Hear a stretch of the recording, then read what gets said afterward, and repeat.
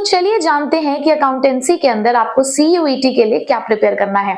तो आपके सब्जेक्ट का नाम है यहाँ पे अकाउंटेंसी एंड बुक कीपिंग, जिसका कोड है 301। तो अगर मैं इसके सिलेबस की बात करूं बच्चों, तो सिलेबस के अंदर आपको बहुत खुशी होगी ये जानकर कि लास्ट ईयर तक यहाँ पर एक बहुत ही टफ चैप्टर जो बच्चों को लगता था वो पढ़ना पड़ता था, जिसका नाम था not for profit organisation. But इस साल एनटीए ने आपके सीयूईटी के सिलेबस में से इस चैप्टर को पूरी तरीके से रिमूव कर दिया है। मोर ओवर, एक हमारा जो डिलीटेड चैप्टर जो हमें क्लास 12 के अंदर नहीं पढ़ना पड़ता था, which is redemption of debentures, वो भी यहाँ पे इस सिलेबस में से हटा दिया गया है।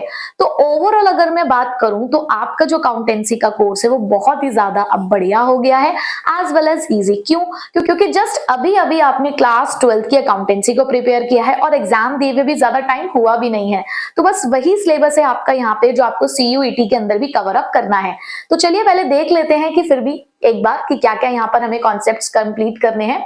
सो यहाँ पर आप देखें, जो सबसे पहला हमारा चैप्टर हुआ करता था फंडामेंटल ऑफ पार्टनरशिप, वही है यहाँ पर अकाउंटिंग फॉर पार्टनरशिप, जिसके अंदर आपको उसका नेचर, डीड के बारे में पढ़ना है, फाइनल अकाउंट्स के बारे में पढ़ना है, फिक्स्ड और फ्लक्चुएटिंग कैपिटल अकाउंट्स बनाने सीखने हैं। उसके अलावा प्रॉफिट एंड लॉस एप्रोप्रिएशन से रिलेटेड जितनी भी चीजें हैं वो आपको यहाँ पर समझनी होंगी, और डिवीजन ऑफ प्रॉफिट कैसे होता है पार्टनर्स के बीच में, ये आपको यहाँ पर समझना है। उसके बाद बारी आती है रिकॉन्स्टिट्यूशन ऑफ पार्टनरशिप की, जिसके अंदर हम लोग change in PSR, goodwill, admission, retirement and death cover up करेंगे। तो चेंज इन पीएसआर के अंदर आपको क्या एस्पेक्ट्स कवर करने हैं? Sacrificing ratio, gaining ratio, revaluation account बनाना, यानी कि उससे रिलेटेड जो कॉन्सेप्ट है, accumulated profit losses of reserves, उससे रिलेटेड आपको कॉन्सेप्ट्स यहाँ पर पढ़ने होंगे। अब यहाँ पर एक बहुत ही अच्छी बात है कि एडजस्टमेंट ऑफ कैपिटल यहाँ पर आपको नहीं पढ़ना है, क्योंकि मेंशन ही नहीं है। अब गुडविल के अंदर आपको क्या पढ़ना है? गुडविल का nature, factors affecting goodwill, methods of valuation के बारे में पढ़ना है। उसके बाद बारी आती है एडमिशन ऑफ पार्टनर की। तो एडमिशन ऑफ पार्टनर के अंदर भी आपको उसका इफेक्ट पढ़ना है कि जब एक पार्टनर एडमिट होता है तो क्या होता है, रेशियोज किस तरीके से कैलकुलेट की जाती हैं, गुडविल का ट्रीटमेंट क्या है, एक्यूमुलेटेड प्रॉफिट लॉसेस रिजर्व्स, इनका ट्रीटमेंट क्या रहेगा, रिवैल्यूएशन अकाउंट। बट यस, यहाँ आपको एडजस्टमेंट ऑफ कैपिटल के बारे में पढ़ना पड़ेगा। नेक्स्ट बारी आती है फिर उसके बाद रिटायरमेंट एंड डेथ की। उसके अंदर भी आपको रेशियोज का पूरा कॉन्सेप्ट पढ़ना होगा कि how to calculate the new ratios और द गेनिंग और sacrificing ratios and the accounting treatment for the goodwill at the time of retirement and death of a partner. Revaluation of assets and liabilities आपको यहाँ भी पढ़ने हैं, और adjustment of accumulated profit reserves, यानी कि यहाँ रिटायरमेंट और डेथ के अंदर भी एडजस्टमेंट ऑफ कैपिटल का टॉपिक नहीं है, लोन अकाउंट है नहीं है। ठीक है, तो आप यहाँ पर देख रहे हो कि उन्होंने बहुत सारी चीजें ऐसी हैं जो आपके क्लास 12 में थी, बट आपको यहाँ पर सीयूईटी में उन चीजों को प्रिपेयर नहीं करना है। उसके बाद बारी आती है डिसोल्यूशन की।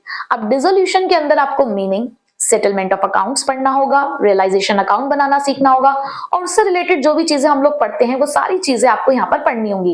यानी कि डिसोल्यूशन के अंदर तो आपको उसको पूरा कवर करते हुए ही चलना होगा। तो ये खत्म हुई हमारी पार्टनरशिप। अब कंपनी अकाउंट्स की अगर हम बात करें तो कंपनी अकाउंट्स के अंदर सबसे पहला चैप्टर जो आपका हुआ करता था शेयर्स वाला, इश्यू ऑफ शेयर्स, तो उसके अंदर आपको पढ़ना होगा इसका मीनिंग, नेचर, टाइप। और अकाउंटिंग की अगर मैं बात करूं तो यहाँ पर आपको सीखना होगा वही इशू, अलॉटमेंट करना, चाहे वो इक्विटी हो चाहे प्रेफरेंस शेयर्स हो, ओवर सब्सक्रिप्शंस को कैसे डील करना है, अंडर सब्सक्रिप्शन को कैसे डील करना है, पार, प्रीमियम, और क्योंकि डिबेंचर्स तो डिस्काउंट पर भी इशू हो जाते हैं तो उस सब चीजों के बारे में भी आपको यहाँ पढ़ना होगा।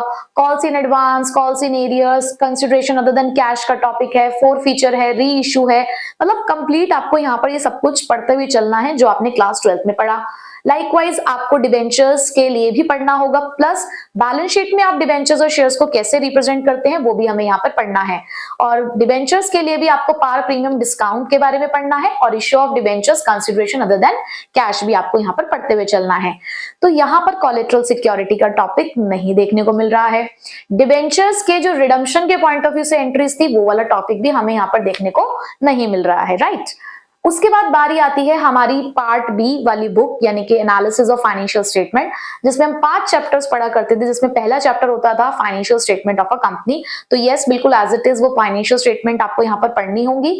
सेकंड चैप्टर हमारा थियोरिटिकल चैप्टर था, फाइनेंशियल एनालिसिस वाला, फाइनेंशियल एनालिसिस। तो बिल्कुल वही जहाँ पे सारी चीजें दे रखी है आपको, meaning, significance, purpose, limitation. Accounting ratios आपको यहाँ पर प्रिपेयर करनी है, वो चारों टाइप्स की रेशियोज आपको यहाँ प्रिपेयर करनी है, चारों कैटेगरी आपको करनी पड़ेगी।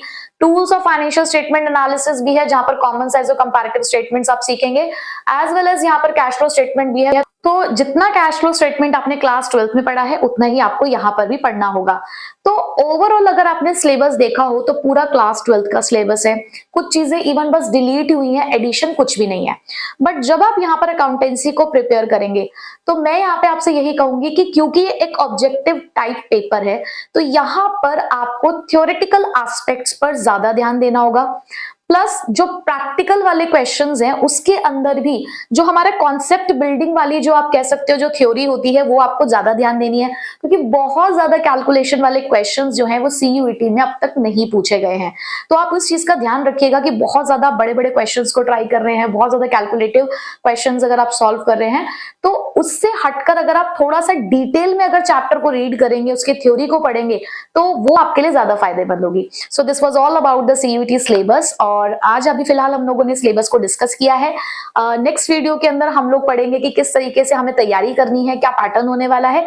तो वो सारी चीजों के लिए please stay tune with the channel, definitely आपको बहुत सारी हेल्प मिलने वाली है रिगार्डिंग योर सीयूईटी एग्जाम, सिर्फ और सिर्फ काजल कॉमर्स क्लासेस पे। So like, share and do subscribe the channel.